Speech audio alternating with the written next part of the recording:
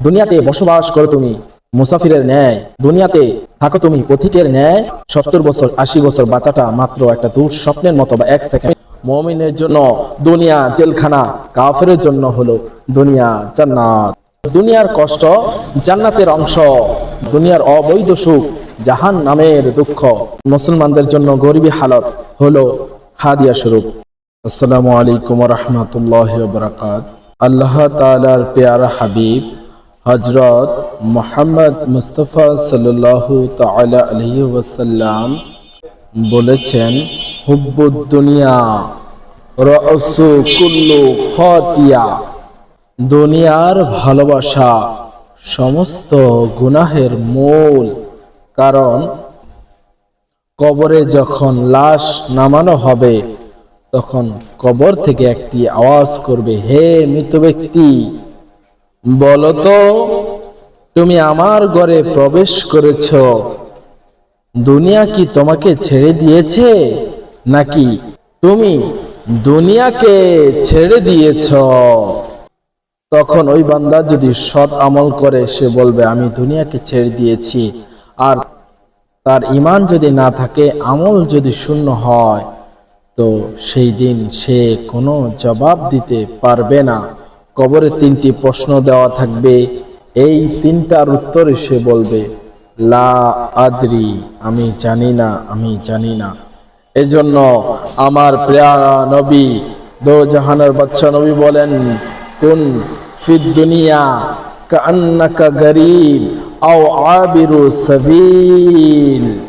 দুনিয়াতে বসবাস করো তুমি মুসাফিরের ন্যায়, দুনিয়াতে থাকো তুমি পথিকের ন্যায়। অর্থাৎ তুমি দুনিয়াতে এমন ভাবে বাস করো।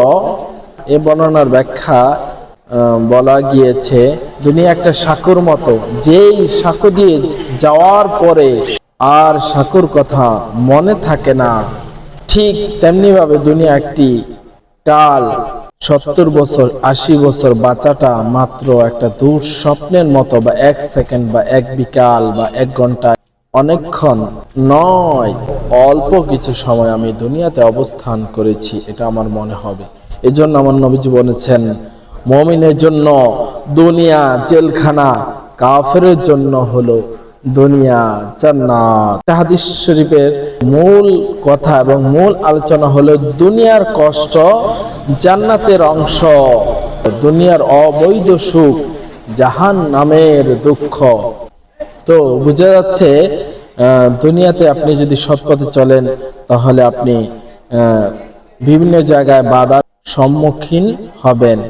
যখন আপনি কোনো কাজ করতে যাবেন, চাকরি করতে যাবেন, সেখানে আপনি যদি চুরি করেন তাহলে আপনার শরীর ভালো থাকবে। আর যদি 8 ঘন্টা 10 ঘন্টা 12 ঘন্টা আপনি খেটে পরিশ্রম করেন, সেক্ষেত্রে আপনি কিছুটা অসুস্থ ও ক্লান্ত ও কষ্ট অনুভব করবেন। এজন্য নবীজি বলেছেন, জান্নাতের বালাখানা, জান্নাতের নিয়ামতকে এই পারিশ্রমিক শারীরিক ইবাদত, আর্থিক ইবাদতের যে কষ্ট রয়েছে, এই কষ্ট দ্বারা জান্নাতের নিয়ামতকে ঘিরে রাখা হয়েছে। আর দুনিয়াতে যারা চাকরি করতে গিয়ে ফাঁকি দিবে, বসের কথা মানবে না, সম্পদের কাজ করতে গিয়ে, লেখালেখি করতে গিয়ে, যে কোনো একটা কাজ করতে গিয়ে সে ফাঁকি দিবে এবং সে যে টাকা ইনকাম করবে সে অবৈধ সুখ, জাহান্নামের লাকড়ি, জাহান্নামের আযাবের মধ্যে ওই অবৈধ ভাবে সে যে টাকা ইনকাম করেছে,